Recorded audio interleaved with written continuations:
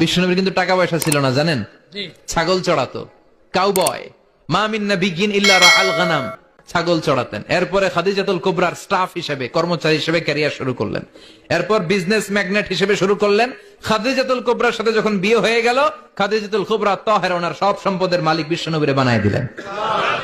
আল্লাহ বলেন, তোমার তো কিছু ছিল না নবী, খাদিজার মাধ্যমে বিয়ে পড়িয়ে দিয়ে আমি তোমারে ধনী বানিয়ে দিলাম। আমাদের কিছু ভাই আল্লাযী ইউওয়াসবিসু ফি সুদুরিন নাস মিনাল জিন্নাতি ওয়ান নাস, আপনার ভিতরে সার্বক্ষণিক ওয়াসওয়াসা দেবে, তারাবি নাই, তারাবি নাই, তারাবি নাই। আর কেউ বলবে তারাবি আছে 8 রাকাত, তারাবি আছে 8 রাকাত।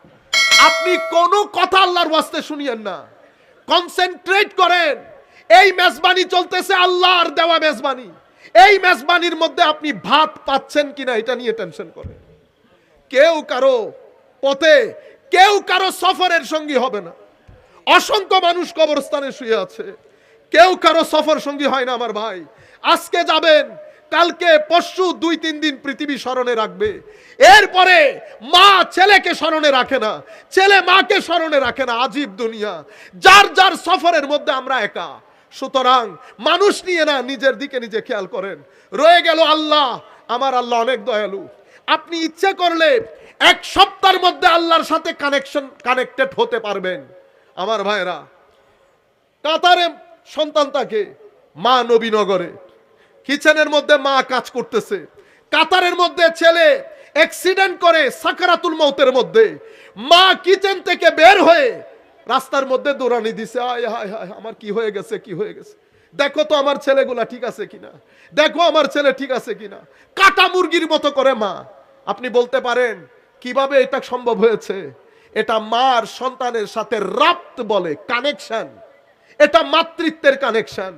যেভাবে মার সন্তানের মাঝখানে মাতৃত্বের কানেকশন থাকে, ঠিক সেভাবে আল্লাহ এবং বান্দার মাঝখানে উবুদিয়্যতের কানেকশন থাকে। কিন্তু কানেকশন লস হয়ে গেছে। কেন? আমার আল্লাহ কানেকশন করার জন্য আমাকে যেই ইন্দ্রিয়গুলা দান করেছেন, হ্যাঁ, মুখ, চোখ, কান, সেই জায়গাগুলো আমরা সেভাবে ইউজ করতে পারছি না। আপনি যদি চান আল্লাহর সাথে কানেক্টেড হতে, চোখের ব্যবহারের মধ্যে পরিবর্তন আনেন। কেন? কারণ আমরা তো বিভিন্ন জায়গায় যাই, মানুষের ঢং রং দেখলে তো বুঝতে পারি। এলম যার ভিতরে, মাদ্রাসার মধ্যে এরা যারা পড়ে জিজ্ঞেস করেন, এলমে নাহু, হেদায়েতুন নাহু ক্লাস 9 এর মধ্যে পড়ায়। এই কিতাব যেই ব্যক্তির বুঝে এসেছে, পিঠে হাত দেওয়া যায়? হ্যাঁ, উনি কি জানেন? এই ওয়াজের মধ্যে আমাদের ছেলেরা বলে না, এই কিছুদিন আগে একটা ওয়াজ শুনতেছি, আসেনি কোনো মায়ের ছেলে আমার সামনে 2 লাইন ইবারত পড়তে পারবে। এগুলা কি? এগুলা ভিতরের গ্যাস্ট্রিকের গ্যাস বাইরে হইতেছে। এটা অহংকারের গ্যাস বেটা, এটা অহংকারের গ্যাস। আমার নবী বলছে, যার ভিতরে অহংকার আছে তার দোয়া কবুল হবে না, তার দোয়া কবুল হবে না। যেই ব্যক্তি মা বাবার সাথে বিয়াদবি করে, তার দোয়া আল্লাহর দরবারে কবুল হবে না। আমাদের ছেলেরা তো এখন কালচার করে ফেলেছে, বাবার তো 2 পয়সার কোনো দামও নাই, বাবার 2 পয়সার কোনো দামও নাই, বড়দের কোনো দাম নাই। আমার নবী বলেছেন, তুমি যদি বড়দেরকে সম্মান না করো, বড়দেরকে নির্দিষ্ট করে দেয় নাই, মুসলমান অমুসলমান করে না, বড়দেরকে মাল্লাম ইউআক্কির আও ইউআজ্জিম আও ইউবাজ্জিল কাবীরানা ফালাইসা মিন্না আও কামা ক্বালা নবী সাল্লাল্লাহু আলাইহি ওয়াসাল্লাম। বড়দেরকে যে সম্মান করে না, সে আমার উম্মত না।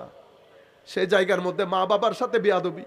এর পরবর্তীতে আমার নবী বলছেন, যারা সার্বক্ষণিক মদ পান করে, তাদের দোয়া আল্লাহর দরবারে কবুল হবে না। এখন যে কথা বলবো সেটা আমাদের জাতীয় ব্যাধি। আমার নবী বলছেন, যারা পরনিন্দা, পরচর্চা, গীবত করে, তাদের দোয়া আল্লাহর দরবারে কবুল হবে না। এখন বলেন, শবে বরাতে আমার দোয়া কবুল হয়েছে কিনা? আমি তো দেখতেছি ম্যাক্সিমাম ব্যাধি আমার ভিতরে আছে। আপনারা এগুলা নিয়ে চিন্তিত হন, বাদ দেন কে কি বলছে না বলছে। কিছুদিন পরে মাহে রমাদান শুরু হবে। আমাদের কিছু ভাই আল্লাযী ইউওয়াসবিসু ফি সুদুরিন নাস মিনাল জিন্নাতি ওয়ান নাস, আপনার ভিতরে সার্বক্ষণিক ওয়াসওয়াসা দেবে, তারাবি নাই, তারাবি নাই, তারাবি নাই। আর কেউ বলবে তারাবি আছে 8 রাকাত, তারাবি আছে 8 রাকাত। আপনি কোনো কথা আল্লাহর ওয়াস্তে শুনিয়েন না, কনসেন্ট্রেট করেন। এই মেজবানি চলতেছে আল্লাহর দেওয়া মেজবানি, এই মেজবানির মধ্যে আপনি ভাত পাচ্ছেন কিনা এটা নিয়ে টেনশন করেন। কেউ কারো পথে, কেউ কারো সফরের সঙ্গী হবে না। অসংখ্য মানুষ কবরস্থানে শুয়ে আছে, কেউ কারো সফর সঙ্গী হয় না আমার ভাই। আজকে যাবেন, কালকে পরশু 2-3 দিন পৃথিবী স্মরণে রাখবে। এরপরে মা ছেলেকে স্মরণে রাখে না, ছেলে মাকে স্মরণে রাখে না। আজীব দুনিয়া, যার যার সফরের মধ্যে আমরা একা। সুতরাং মানুষ নিয়ে না, নিজের দিকে নিজে খেয়াল করেন। রয়ে গেল আল্লাহ। আমার আল্লাহ অনেক দয়ালু। আপনি ইচ্ছে করলে 1 সপ্তাহের মধ্যে আল্লাহর সাথে কানেক্টেড হতে পারবেন। আমার ভাইরা, কাতারে সন্তান থাকে, মা নবীনগরে, কিচেনের মধ্যে মা কাজ করতেছে। কাতারের মধ্যে ছেলে অ্যাক্সিডেন্ট করে সাকারাতুল মউতের মধ্যে, মা কিচেন থেকে বের হয়ে রাস্তার মধ্যে দৌড়ানি দিছে, আয় হায় হায়, আমার কি হয়ে গেছে, কি হয়ে গেছে, দেখো তো আমার ছেলেগুলা ঠিক আছে কিনা, দেখো আমার ছেলে ঠিক আছে কিনা। কাটা মুরগির মতো করে মা।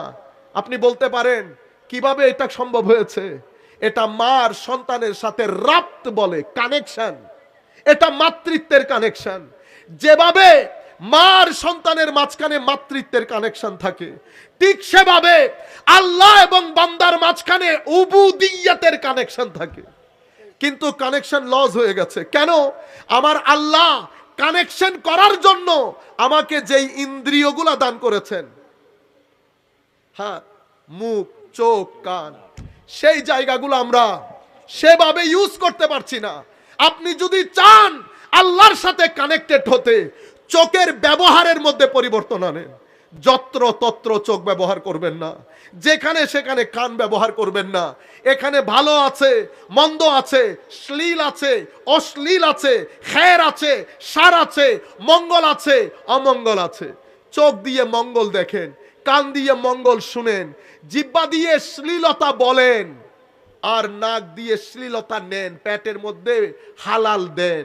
আপনি যখন পজিটিভিটির সাথে, ভালোর সাথে, পৃথিবীর সাথে একটা কানেক্টেড হবে, মুহূর্তের মধ্যে আপনার কানেকশন আপনার রবের সাথে হবে।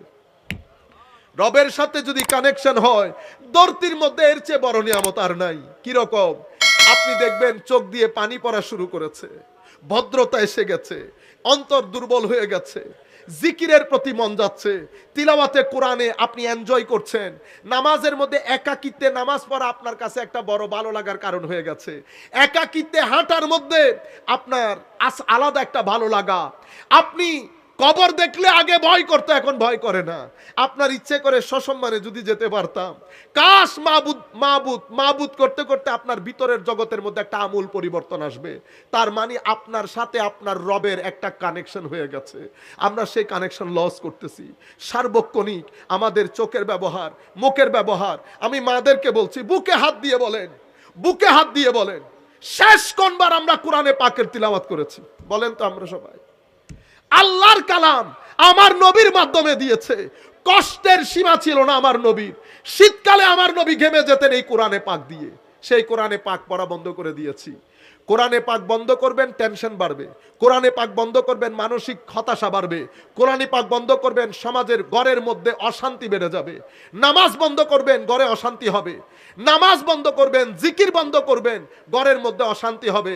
আপনি মনে করছেন নামাজ ছেড়ে দিলে শুধু কবরের মধ্যে অশান্তি? না না না না না। আপনি আমার আল্লাহর হাতে হ্যাঁ না বললে, আল্লাহর নাতে না না বললে দুনিয়া আপনার জন্য জাহান্নামে পরিণত হবে। আমার আখেরি পয়েন্ট আমার ভাইয়েরা, ধর্মের মধ্যে 3টা গুরুত্বপূর্ণ জিনিস। একটা আকীদা। একটা কি? আকীদা। আকীদা অসম্ভব গুরুত্বপূর্ণ। আকীদার মধ্যে বিন্দু পরিমাণ যদি দোষ থাকে, আর আপনার 1 লাখ গুণ নামাজ থাকে, আপনার নামাজ আল্লাহ গ্রহণ করবে না। আপনি আকীদা বলতে ধরেন আপনি সবকিছু মেনেছেন, একজন সাহাবীকে আপনি গালি দিয়েছেন,